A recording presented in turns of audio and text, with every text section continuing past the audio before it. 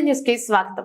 సంస్థాన్ నారాయణపురం మండలంలోని 5 దూనాల తండ ఒక ప్రత్యేక చరిత్ర కలిగిన తండ గ్రామం ఎత్తైన కొండల మధ్య పారేసలి ఏరుల మధ్య పచ్చని పంటలతో కలకలలాడుతూ గిరిజన తండ పార్లమెంటు వ్యవస్థ ఏర్పడిన నుండి ప్రజా ప్రతినిధులు ఎన్నికల వాగ్దానాల కోసం వాళ్ళ ఓట్లను వినియోగించుకోవడమే తప్ప వాళ్ళకి ఎటువంటి అభివృద్ధి నోచుకోలేదు.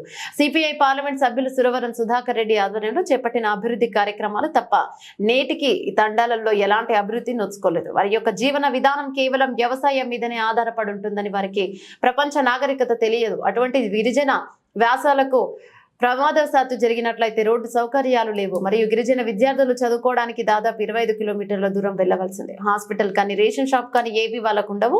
వారి యొక్క జీవన విధానం చాలా గడ్డుకాలంగా గడుస్తుంది. అక్కడ పండించేటువంటి రైతులు పత్తి, వరి, జొన్న వాటిపై ఆధారపడి జీవిస్తున్నారు.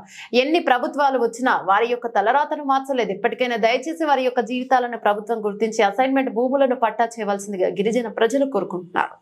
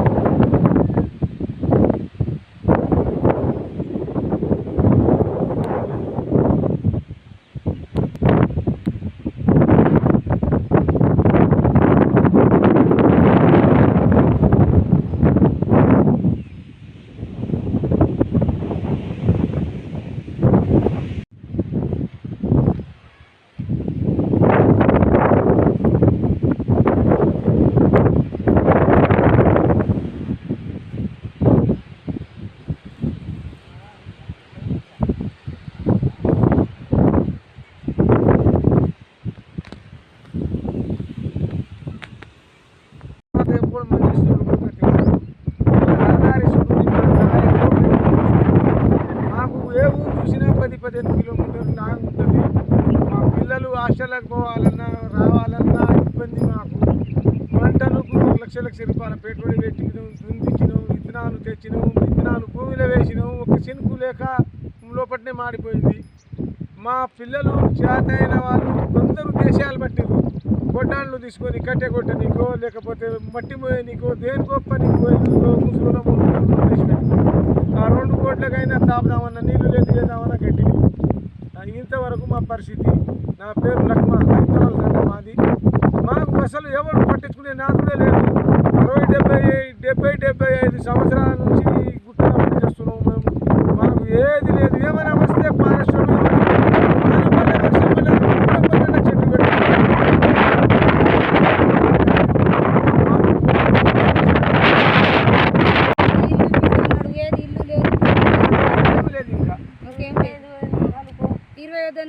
ఇస్తా అన్నాడు. ఇంకా ఆడోళ్ళకు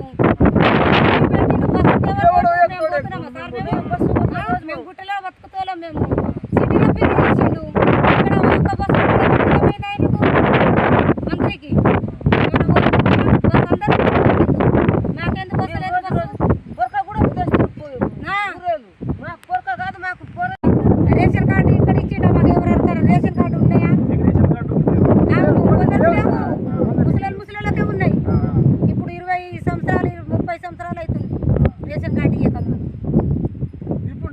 మేము తిని బతుకుతున్నాం మేము. ఇక్కడేమో ఒక పొలం పండదు, జీవాలు బర్రెలు గొర్రెలు అవే పడతాయి కానీ పొలం లేదు. ఏమేమి చూసినా సార్ మీరు ఇక్కడ జొన్నలు వేసుకున్నాం సార్. పత్తి జొన్నలు అట్లా అలుపుతాం. వర్షం వస్తే ఎట్లా ఎండిపోయినాయి చూడు. ఇప్పుడు ఇప్పుడు అది తినగానే మనకు అనేది అది తిని ఇసి పెడితేనే మనకు గొప్ప చేయాలి.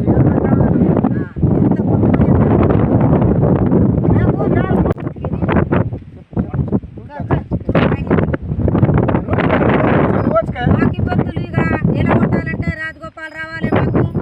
మళ్ళీ ఓటు వేయించిన వాళ్ళు ఆయన ఊరినాం మంత్రి నామ్రా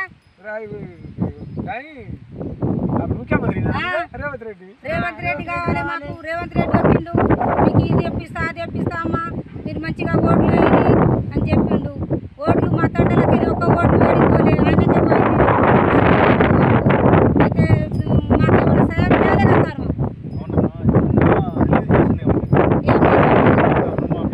ఏది ఏం లేదు మాకు.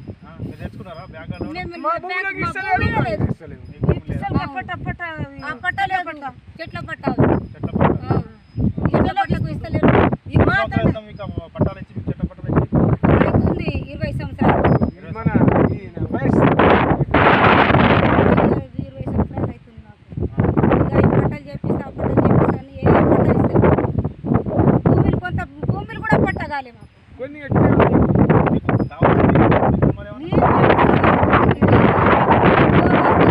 ఒక వారానికి ఒకసారి వస్తుంది, ఇక పోతుంది. ఎప్పుడైనా కరెంట్ ఉంటే వస్తుంది, లేకపోతే లేదు. ఇక సాగర్ నీళ్ళేమో పొద్దుగా ఇస్తారు, సాయంత్రం ఏమి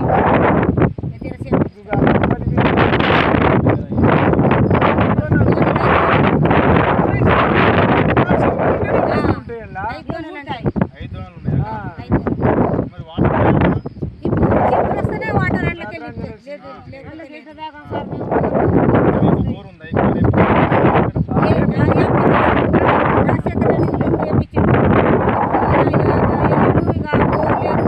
కేసీఆర్ ఏమి ఇవ్వలేదు, ఈయన కూడా ఏమి ఇవ్వలేదు, ఈ మంత్రి కూడా ఏమి ఇవ్వలేదు.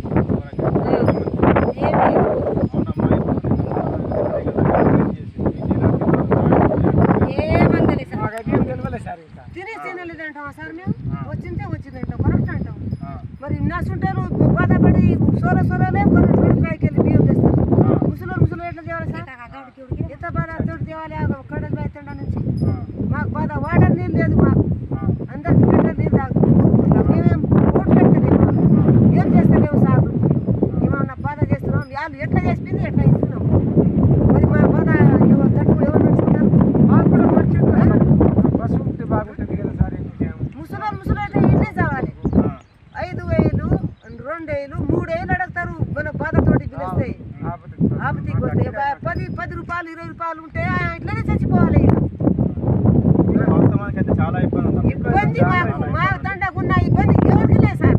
ఆంధ్రాకైతే 5,000 ఇస్తారు కదా సార్ పింఛన్. ముసలోళ్ళకు 3,000 ఇస్తారు. 3,000 కూడా కాదు, 2,000 ఇస్తారు. మాకెందుకు లేదు? వాళ్ళు కూడా ఓటేసిరు, మేము కూడా ఓటేసినాం. తెలంగాణలో చేస్తా అన్నారు కాదు, 3,000కి 5,000 ఇస్తా అన్నాడు. 4,000 ఇస్తామని చెప్పారు. ముఖ్యమంత్రి గారు చేస్తారేమో, మరి ఆమె ఇచ్చారు కదా. ఏది ఎప్పుడు చేస్తాడు? ఇంకా ఆశ పడుకొని ముసలోళ్ళు చచ్చిపోతు.